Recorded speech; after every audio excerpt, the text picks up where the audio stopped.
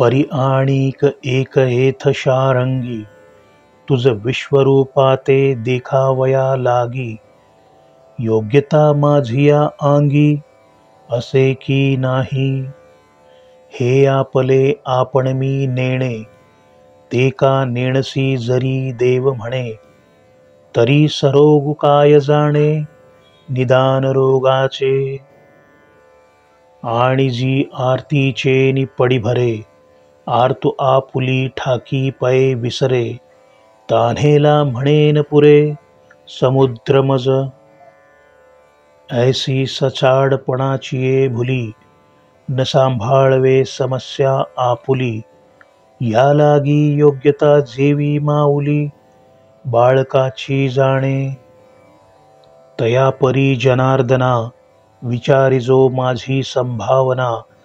मग विश्वरूप दर्शना, उपक्रम कीजे.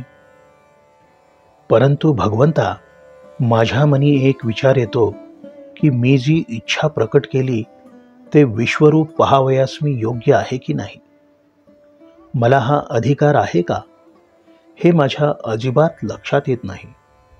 हे मी का जाणत नाही असे जर तू मला विचारलेस तर तू मला सांग, आजारी माणसाला आपल्या आजाराचे मूळ कारण कळते का? आणखी एक सांगतो, मानवी जीवनातला प्रकार असा आहे की मनी इच्छेने एकदा का प्रवेश केला की ती पूर्ण होईपर्यंत चैन पडत नाही. महत्वाचे काय तर आपण ती इच्छा पूर्ण होण्यासाठी योग्य आहोत का हेच मुळी ध्यानी येत नाही. तहान लागली की माणसाला वाटते की आपली तहान भागायला समुद्र पुरणार नाही. माझ्या मनी ही विश्वरूप पाहण्याची इच्छा एवढी प्रबळ झाली आहे की मला ती पेचवेल की नाही ही समस्या माझ्या ध्यानीच येत नाही. म्हणून तुला सांगतो की बाळाची योग्यता किती हे जशी त्याची फक्त आईच जाणते, त्याप्रमाणे हे जनार्दना, माझ्या अधिकाराचा तू विचार कर आणि मी तुला योग्य वाटलो तरच तुझ्या विश्वरूप दर्शनाचा सोहळा प्रत्यक्षात तू घडव. तरी तैसी ते कृपा करा, एरहवी नव्हे हे म्हणा अवधारा. वाया पंचमालापे बधिरा, सुख केऊ ते देणे. एरहवी येकल्या बापियाचिया तृषे, मेघ जगा पुरते कायन वर्षे.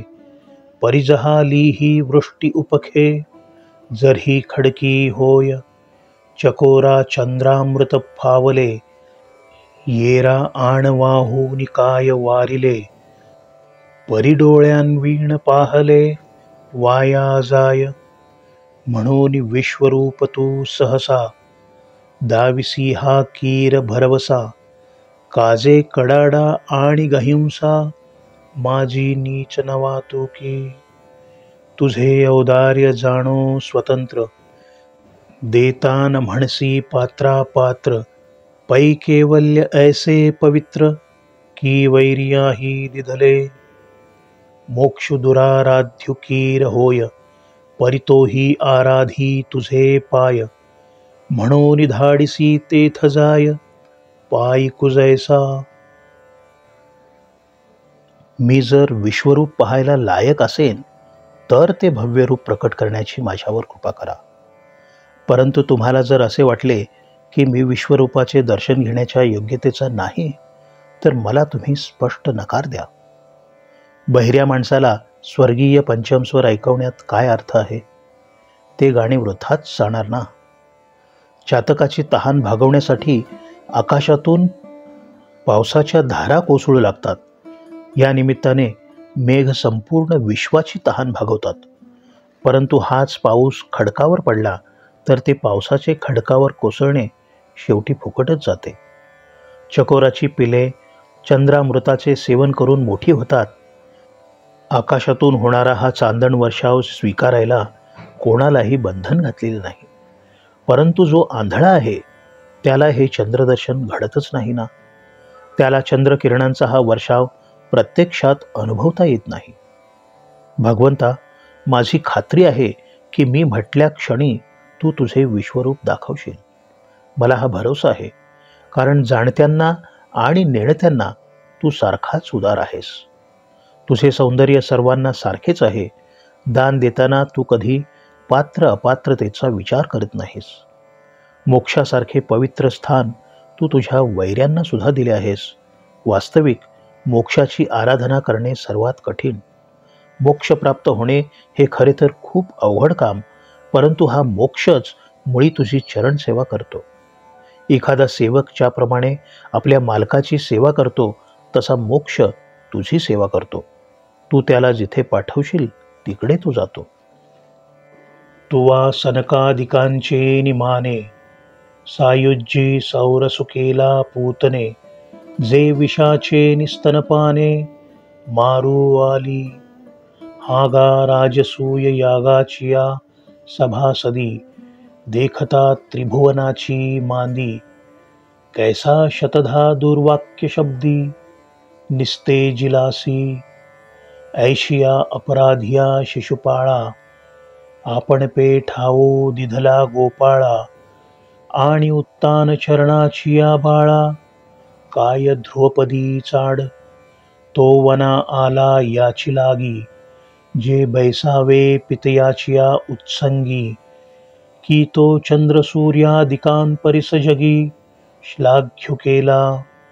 ऐसा वनवासिया सकळा, देता एकचितू धसाळा, पुत्रा आळविता अजामिळा, आपण पे देसी. जेणे उरी हाणितलासी पांपरा, तयाचा चरण वाहासी दातारा, अजुनी वैरियांचिया कलेवरा, विसंबसीना. ऐसा अपकारिया तुझा उपकारू, तू अपात्रीही परी उदारू, दान मागोनी दारवंटे करू, जाहलासी बळीचा.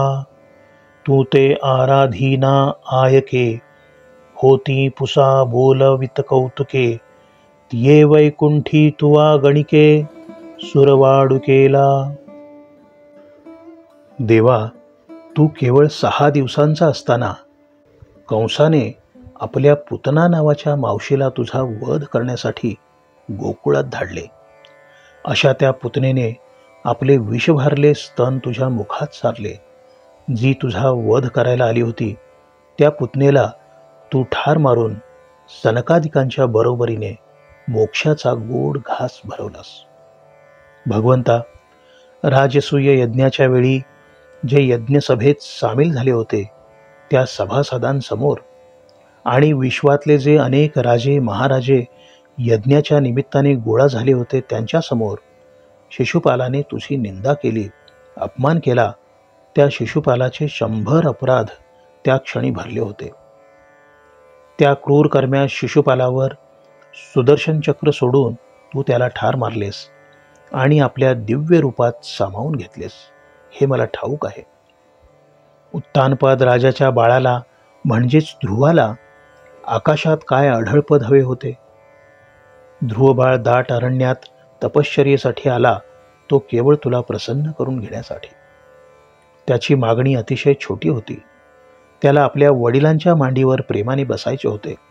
परंतु देवा, तू भक्त ध्रुवावर प्रसन्न झालास आणि त्याला पित्याच्या अशाश्वत मांडीवर बसवण्याऐवजी ज्या भव्य आकाशात चंद्रसूर्य आहेत त्यांच्यापेक्षा सुद्धा अधिक गौरवशाली अशा अढळ स्थान उत्तर दिशेला दिलेस. भगवंता, याप्रमाणे सर्व दुःखी कष्टी भक्तांना आणि तुझ्या वैराच्या निमित्ताने तुझेच नाम घोकणाऱ्या सर्व शापित शत्रूंना उदारपणे आपल्या हृदयात स्थान दिलेस, मोक्ष दिलास. पापी अजामिळाने पुत्राच्या नावाने म्हणजेच नारायण नावाने टाहो फोडला आणि प्राण सोडला, म्हणून त्या अजामिळाला निजरूप दिलेस, वैकुंठीचे स्थान दिलेस. ज्या भृगूने तुझ्या छातीवर लाथ मारली त्याचे भक्तीने उमटलेले चरणचिन्ह तू भूषण म्हणून आजवर मिरवतो आहेस. सागरामध्ये वेद बुडवणारा शंखासूर तुझा शत्रू होता, त्याला तू मारलेस, परंतु अद्याप ही पाचजन्य शंखाच्या रूपात त्याच्या मृत शरीराला मोठ्या प्रेमाने उजव्या हातात सतत मिरवतो आहेस. देवा, तुझा द्वेष करणाऱ्या तुझ्या शत्रूंवर तू त्यांना ठार मारून उपकार करतो आहेस. मूलतः जे अपात्र आहेत त्यांना तू मोक्ष देतोस. एवढा तू उदार आहेस.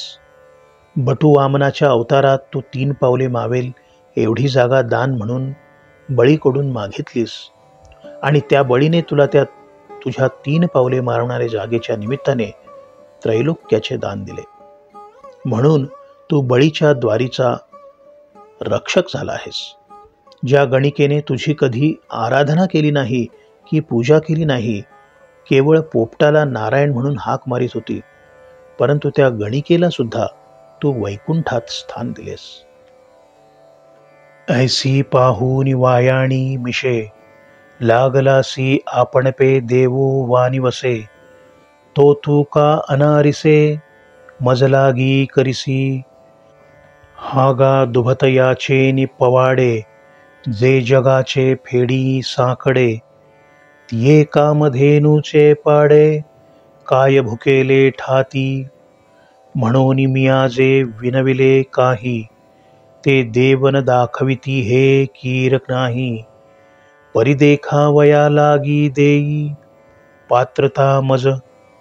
तुझे विश्वरूप आकळे, ऐसे जरी जाणसी माझे डोळे. तरी आरतीचे डोहळे, पुरवी देवा.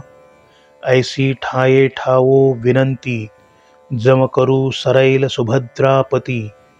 तव तया षड्गुण चक्रवर्ती, साहवेचिना.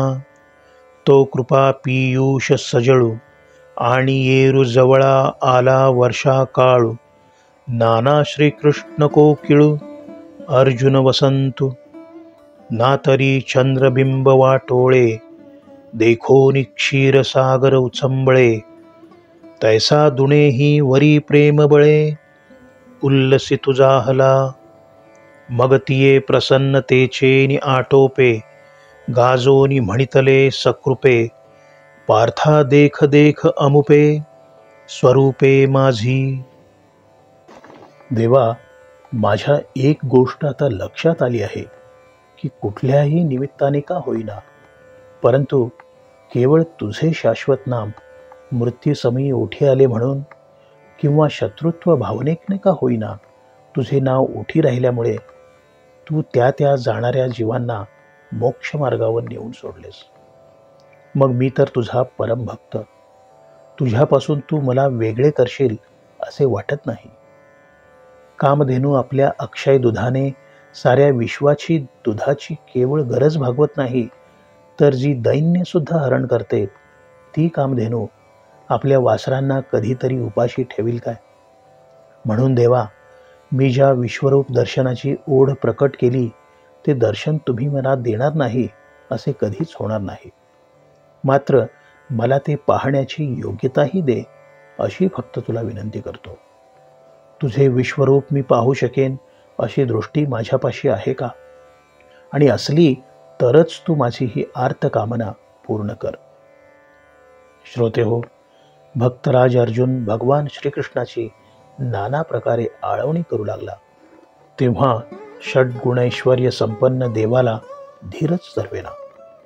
तो कृपेने भारलेला अमृतमेघ आणि अर्जुन रूपी दाटून आलेला वर्षाकाळ, किंवा असे म्हणाना की भगवंत हा पंचम लावणारा कोकिळ आणि अर्जुन म्हणजे जणू वसंत ऋतू, किंवा पौर्णिमेचा चंद्र आकाश मध्यावर आला की जसा समुद्र उचंबळून येतो, तसा देव दुपटीपेक्षाही जास्त उल्लसित झाला. भक्तावर अतिशय उत्कटतेने प्रसन्न झालेला भगवान श्रीकृष्ण गरजून म्हणाला, पार्था, माझी उमाप रूपे म्हणजेच असंख्य रूपे आता पहा. एकची विश्वरूप देखावे, ऐसा मनोरथ केला पांडवे. की विश्वरूपमय आघवे, करू निघातले. बाप उदार देवो अपरिमितो, याचक स्वेच्छा सदोदितो. असे सहस्त्रवरी देतु, सर्वस्वा फुले. अहो शेषाचेही डोळे चोरिले, वेद जया लागी जकविले. लक्ष्मी येही परिराहिले, जिव्हारजे. ते आता प्रगटुनी अनेकधा, करीत विश्वरूप दर्शनाचा धांदा.